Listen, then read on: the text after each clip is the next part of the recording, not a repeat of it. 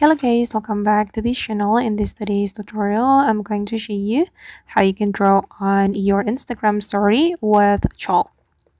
Okay, let's get into it guys. I have opened my Instagram application, and first of all, I'm going to create a story on Instagram.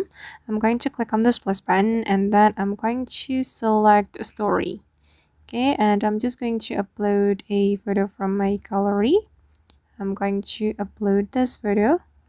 Okay, and if we want to draw on the story, we can click on the three dots on the top right and select draw. Okay, then if you want to change the pen type to the chalk, you can click on the three dots and then just select the chalk. Okay, and you will be able to draw on your story like this. It's up to you. You can also change the color right here. Okay, once you're done, you just need to click on done, and once you're ready to share your story, you can click on your story and then the story will be shared to your Instagram. Alright guys, and that's all the way to draw with chalk on Instagram story. I hope this tutorial will be useful for you. Thank you so much for watching and see you in the next video.